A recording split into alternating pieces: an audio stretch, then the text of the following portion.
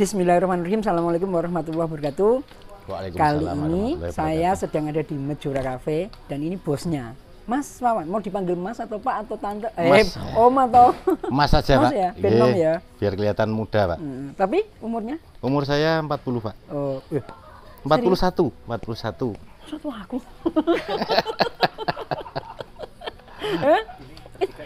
Oh iya.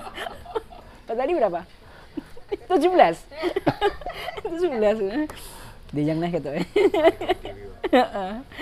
Oke. Mas Wawan itu nama lengkapnya siapa? Nama saya Wiryawan. Oh, itu dipanggil Wawan ini ceritanya. Wan-nya di belakang itu. Satu kata. Satu kata aja. Pernah ke luar negeri? Pernah. Nggak bermasalah? Sedikit bermasalah. Nah, jadi kan? nama saya Wiryawan. Iya, nah orang jenenge bapaknya ya? Iya. Bukan jeneng mantannya ya? Bukan, Pak. Oke, Pak. Penjenengan ini kan ngelola Mejora Cafe. Ini ceritanya bagaimana? Oke. Kalau Mejora Cafe ini saya dirikan 3 tahun yang lalu, Pak.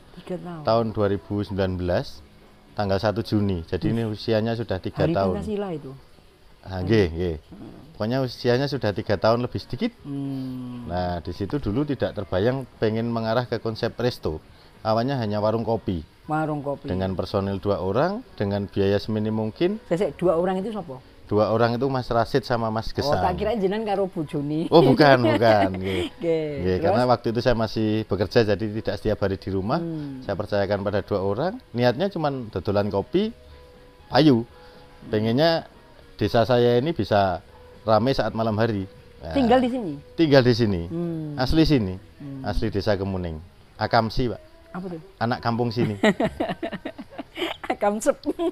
Sebelah. Dari tahun 2019 begitu buka kira-kira 3 bulan berikutnya baru dapat pelanggan. 3 bulan. 3 bulan. Nah, selama 3 bulan itu? 3 bulan itu pelanggannya teman-teman di kampung sendiri. Jadi ya jajannya seadanya. Kemudian setelah bulan keempat kalau nggak salah, itu orang-orang luar udah mulai tahu. Ada yang mungkin datang ke sini ngupload gitu, akhirnya sudah mulai rame bulan keempat. Dan bulan ke-8 kalau nggak salah itu bulan Maret ya. Maret 2020 langsung pandemi, Pak. Langsung tutup. Ya. Bagi sebagian orang ya nelongso. Tapi waktu itu karena saya sudah bertanggung jawab dengan anak-anak sini ya, jangan libur. Kalian tetap masuk. Saya suruh nata tempat ini. Dan setelah lewat pandemi ternyata semakin ramai. 2 tahun? Pandeminya setelah tutup portal 3 bulan itu, Pak. Maksudnya selama itu tetap masuk noto-noto gitu? Masuk, iya. Jadi kita nggak jualan, mereka tetap masuk. Nah, nun sewu. Pertanyaan selanjutnya tahu? Apa itu? Gajinya gimana? Gajinya dari gaji saya. Kebetulan saya dulu punya gaji, Pak. Ya, saya dulu di pegawai negeri, tapi sekarang saya sudah resign. Weh. Sudah 1 tahun ini saya resign. Kenapa? Gajinya sih, Dek? Kurang banyak. Enggak sedikit, kurang banyak. Enggak, dari ngomongnya bukan sedikit, tapi kurang banyak. Kurang banyak. Artinya dia optimis, harus mencari yang lebih lagi. Ya, saya resign baru 1 tahun yang lalu, setelah kafe ini berjalan selama 2 tahun. Dan saya nilai kok hitung-hitungannya masuk gitu kan, bisa nutupi penghasilan saya di pegawai negeri, mungkin lebih ya malah. Akhirnya saya putuskanlah untuk serius di usaha. Dari 2 orang personil, sekarang kalau minggu kayak gini bisa belasan, 16 kalau minggu biasanya, 15-16 orang. Aku perlu jadi dosen.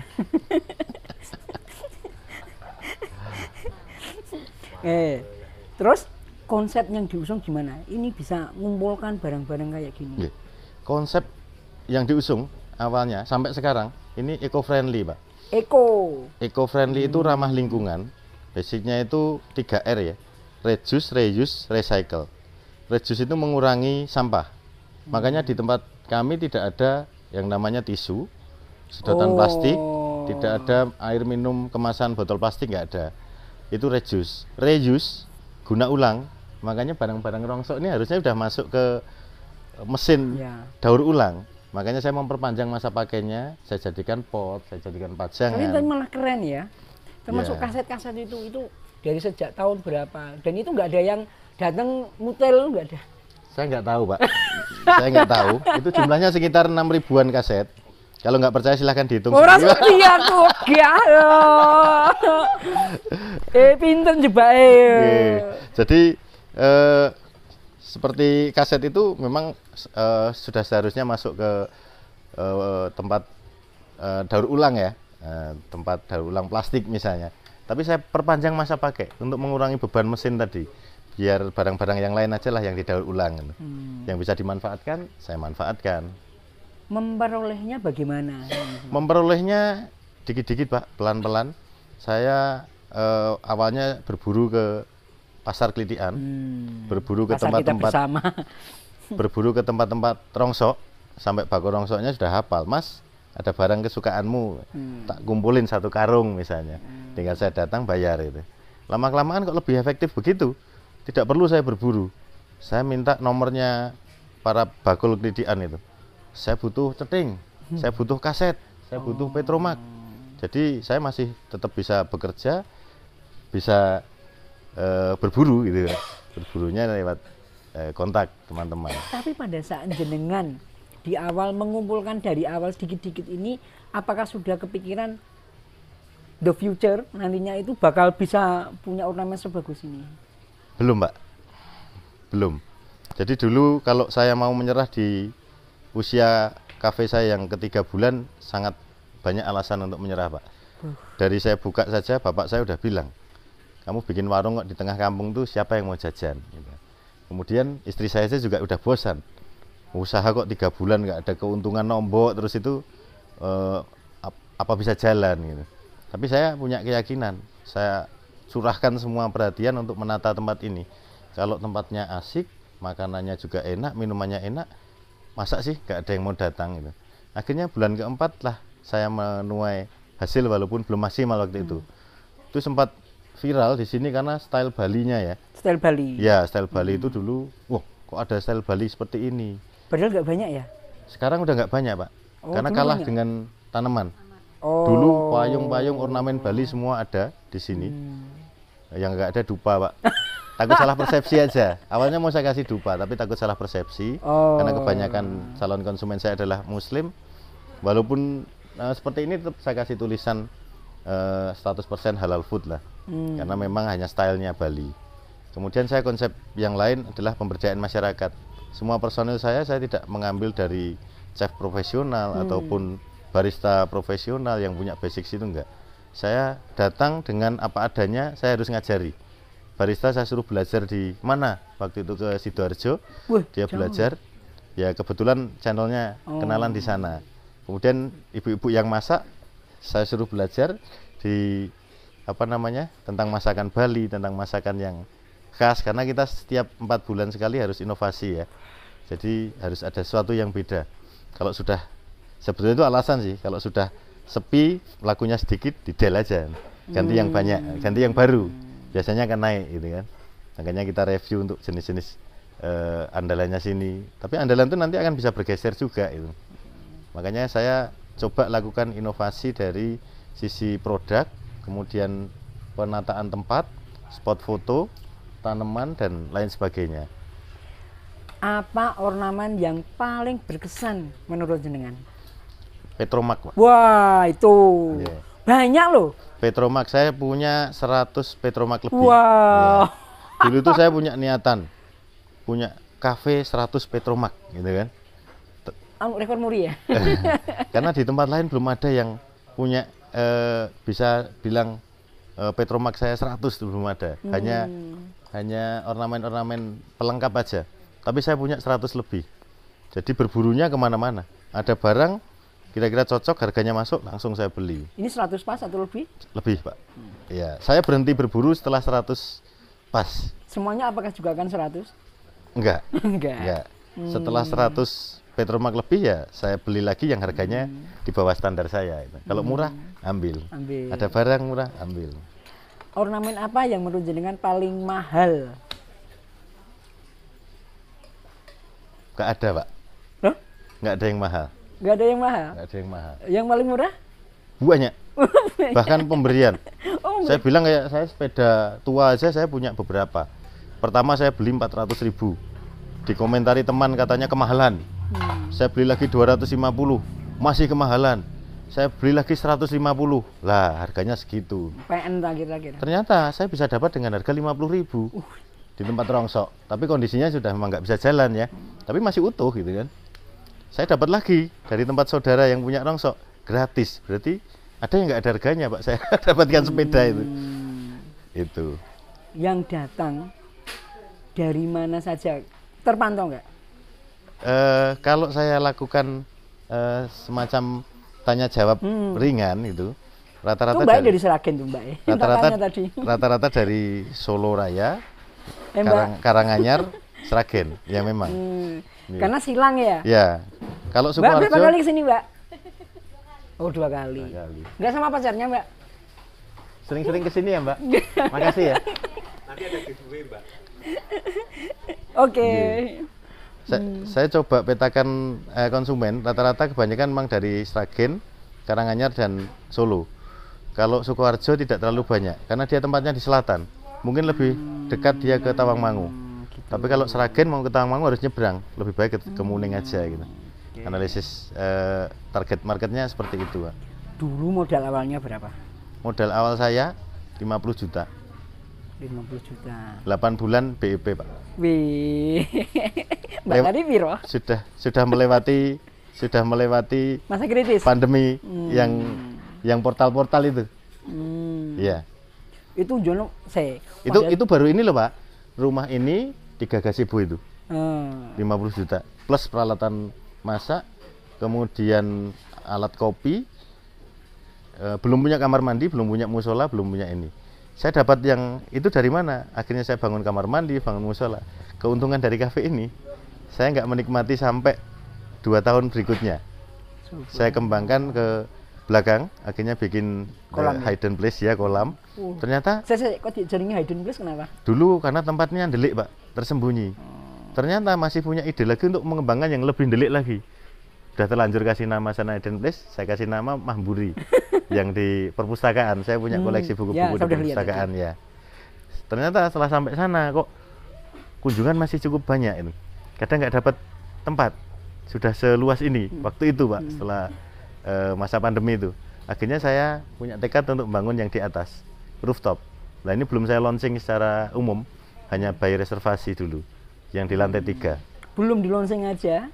Ya. Sudah kayak gitu? Ya, sesekali sudah ada yang reservasi di atas lah gitu. Pak, dulu bayanginnya gimana pada saat detik-detik titik balik pandemi? Dulu hanya keyakinan aja Pak. Kalau kita menata tempat kita sedemikian rupa, kemudian kita sajikan sesuatu yang unik, pasti nanti kalau pandemi lewat, pasti akan ramai lagi. Dan ternyata belum lewat pandemi pun, begitu ada kelonggaran dari pemerintah langsung ramai. Pada saat itu apakah jenengan juga mulai berpromosi juga? Ya. Tepat sekali, berarti pada saat pandemi mereka yang berpromosi itu menuainya sekarang. Ya. Karena saya punya sedikit ilmu marketing, sederhana sebenarnya yang 4P itu Pak, product, price, place, promotion. Saya punya produk saya bukan hanya makanan minuman, tapi tempat, cuaca dan lain sebagainya, saya anggap ini produk kita. Tempat yang nyaman ini produk kita. Kemudian price, harga, saya nggak perlu bayar PDAM, saya nggak perlu bayar sewa tanah, saya nggak perlu biaya investasi sampai miliaran. Jelas saya bisa memberikan harga yang lebih murah dibandingkan tempat lain. Price-nya itu sebandinglah dengan tempat ini. Kalau tempat lain mungkin sedikit lebih mahal karena mereka harus mengembalikan biaya investasi yang begitu besarnya. Place saya akui tempatnya delik Pak, makanya saya harus gencar di promosi. Ya, P yang ketiga tadi, place, tempat saya delik, dibilang orang tua saja delik kayak gini siapa yang mau jajan itu. Tapi saya berpikir dalam hati, saya bilang bapak nggak punya Instagram kok gitu kan. Nah sekarang saya kelola Instagram, followernya juga udah 13.000 lebih. Ya itu mungkin yang membuat orang tahu sini. Kemudian di Google, review Google juga saya jaga betul. Dari rating 4,5 waktu itu, saya punya keinginan harus 4,6, harus 4,7. Nah sekarang udah 4,7 dengan reviewer 1000 lebih, Pak. Wow, itu dianu lagi tuh, jadikan tema itu. Iya, itu dari Google mungkin bisa merekom ke sini juga gitu kan. Ya. Kalau teman-teman datang ke sini berarti banyak tahu dari medsos. Dari medsos. Kalau yang lain, Pak? Yang lain gimana, Pak? Datang ke sini itu tahu dari mana? Dari relasi. Dari keluarganya, dari temannya kayak gitu. Apa perlunya sebuah medsos untuk promosi di sini? Sangat penting. Dominan. Sangat dominan. Karena medsos itu saya nilai adalah media promosi paling efektif dan paling murah. Saya tidak perlu membayar mahal untuk bisa dikenal produk saya, tempat saya gitu. Kalau kita pakai influencer, mungkin saya harus keluar 1 juta, 2 juta, tergantung followernya dia ya. Tapi kalau dengan Instagram yang biasa atau kita paid promo dan sebagainya, tapi itu organik. Ya, tetap organik, Pak. Makanya yang like juga tidak jauh lah. Tetap ratusan lah kalau misalnya kita upload gitu. Pak, di sini jenengan mengembangkan ini, bagaimana keyakinannya bisa sukses suatu hari? Ya, kalau saya tetap yakin, Pak. Kalau melihat Kemuning sendiri sudah seperti ini ya, potensinya juga cukup bagus. Kemudian melihat Tawangmangu sudah muacet, sudah bangunan di mana-mana, usaha juga di mana-mana dan semuanya bagus. Saya hanya sederhana, Pak. Mungkin nanti orang yang sudah jenuh ke Tawangmangu pengen cari tempat baru, saya tak kecerannya aja, Pak. Termasuk misalnya ada kompetitor di sepanjang jalan itu, saya berharap mereka cepat laku, parkirannya cepat penuh, kursinya cepat penuh. Karena saya sadar bahwa tempat saya delik, saya kecerannya aja nggak apa-apa itu, tapi akeh itu. Kecerannya tapi akeh. Jenengan kan selain jadi pengusaha, apa disebutnya pengusaha ya? Nggak tahu, Pak ya. Nggak tahu. Sekarang ya. Kalau dulu saya bilangnya pegawai negeri gitu kan. Sekarang nggak punya, NIP saya udah nggak berlaku ya. Kalau bilang pengusaha juga belum terlalu pede gitu kan. Ya, pemilik usaha lah gitu aja. Bagaimana mendidik generasi ini jenengan untuk bisa meneruskan? Generasi yang generasi penerus. Kalau misalnya. Kalau nanti saya bedakan antara anak saya sendiri dan tim saya ya. Tim saya punya 2 usaha ya, Pak ya, punya 2 resto ya. Ini di Mejora Cafe, yang satu di Rumah Antik Mejora di Karanganyar. Saya selalu sampaikan ke teman-teman bahwa kalian di sini juga harus belajar. Setelah kalian belajar, saya akan pergi sedikit-sedikit, mendelegasikan apa yang saya kerjakan kepada kalian. Jadi saya tunjuk koordinator. Bahasa kerennya kalau di tempat lain mungkin harapan saya manajer lah gitu kan. Nah, manajer kayak gitu. Setelah mereka bisa, ya saya lepas untuk apa? Saya punya energi lebih banyak untuk memikirkan urusan lain, memikirkan soal marketing, urusan pengembangan atau ide-ide yang lain lagi. Dan sekarang saya bersama anak-anak Karang Taruna juga sudah bisa bikin mini zoo, kebun binatang mini. Ya kalau saya terjebak di urusan teknis di sini mungkin saya nggak akan berani ke arah sana itu. Kalau anak saya dari kecil sudah saya sering ajak main ke kafe ya, belajar nginput nota dan lain sebagainya. Saya tidak memaksa dia untuk kamu harus bekerja, harus bisa ini, enggak. Tapi kalau diajarkan sejak kecil, setidaknya dia akan tahu bahwa bekerja itu butuh kesungguhan, butuh skill lah. Kamu harus bisa ini, harus bisa itu. Nanti saya arahkan sesuai dengan minat dia. Manajemen dia sukanya ke manajemen ya monggo, dia sukanya ke teknis ya monggo, atau dia mau mencoba hal yang baru silahkan. Dan juga selain di tempat usaha ini, Pak, saya didik anak saya itu di alam ya. Kebetulan saya seneng naik gunung. Anak saya yang paling kecil aja sudah ikut naik gunung berkali-kali. Karena saya mengajarkan dia filosofi bahwa segala sesuatu itu butuh usaha. Mau sampai puncak ya butuh usaha keras sampai sana. Bukan hanya sekedar cari foto selfie aja gitu. Kan jenengan juga sering diundang jadi narasumber. Nah, kok mau? Kan ilmunya jadi akhirnya kan disebarkan ke banyak orang. Saya tuh saat ini ya insya Allah saya sudah punya perasaan bahagia saat berbagi, Pak. Jadi saya dulu itu waktu di kementerian ya, saya tugas di Bali waktu itu, di Kementerian Lingkungan Hidup dan Kehutanan, saya di Taman Nasional Bali Barat. Saya itu dibiayai oleh negara untuk jadi fasilitator masyarakat. Selama 5 tahun saya dikasih pelatihan, saya dikasih pembelajaran, bahkan saya dikirim ke luar negeri. Saya suruh ke Jepang 2 kali itu untuk belajar tentang pemberdayaan masyarakat. Nah sekarang saya balik ke kampung lagi, saya dalam hati saya doktrin waktu itu masih tetap nempel. Jadi saya sudah bisa merasakan kebahagiaan dengan berbagi. Walaupun saya nggak dapat apa-apa, walaupun saya nggak dapat uang, nggak dapat honor, nggak dapat apa, saya senang aja kalau waktu saya bisa. Saat ini saya berusaha dampingi teman-teman yang mau didampingi. Ada dari Sragen, ada dari Kopeng, Salatiga itu, ada di desa sekitar, dan bahkan di kampung saya sendiri. Saya di sini juga bersama-sama dengan Karang Taruna, saya juga ketua Pok Darwis, saya juga masuk di UMKM, di komunitas Jeep, homestay, semuanya. Jadi dulu jadi pegawai itu saya kira udah paling sibuk. Nggak takut kalau ilmunya dicuri orang? Nggak takut, Pak. Nggak takut. Bahagia bahkan ya? Bahagia. Oke. Kalau di sini menunya itu apa saja?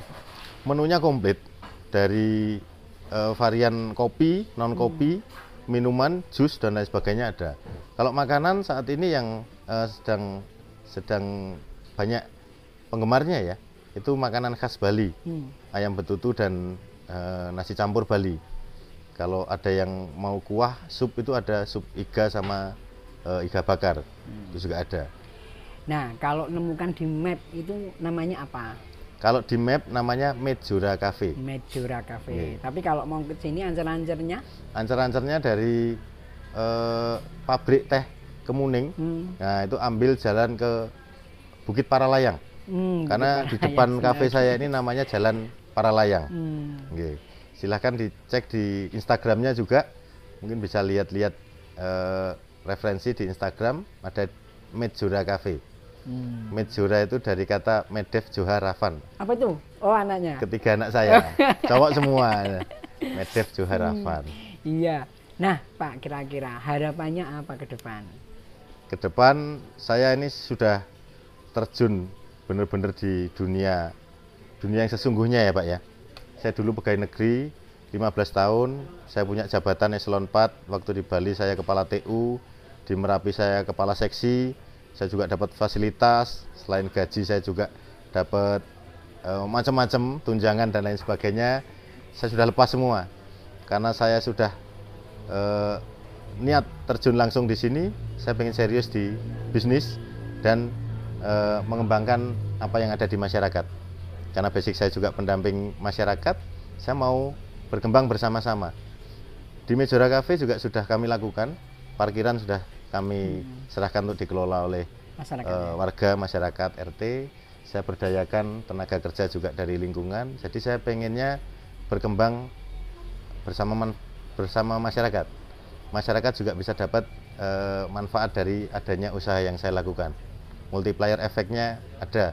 Yang jualan bunga ya laku, yang jualan kios ya laku, yang warung ya laku. Ya, di sekitar saya setidaknya, semampu saya.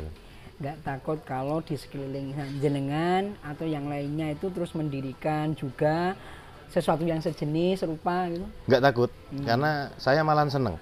Referensi di tempat lain, tempat ngopi yang banyak, laku semua. Saya malah mau di Kemuning ini ada puluhan, belasan rumah kopi, resto seperti ini. Karena apa? Secara ekonomi regional itu akan menarik orang-orang ke sini. Kalau ngopi atau mau wisata kuliner ya di Kemuning. Di mana? Kita tentukan sambil di jalan, gitu kan. Luar biasa teman-teman. Ini adalah seorang sosok yang tidak pernah takut disaingi orang, dihina orang, dan itu biasa. Dan akhirnya ilmunya bisa dikembangkan oleh banyak orang dan bermanfaat. Semoga bermanfaat Pak. Terima kasih. Terima kasih Pak Bambang. Assalamualaikum warahmatullahi wabarakatuh. Assalamualaikum warahmatullahi wabarakatuh.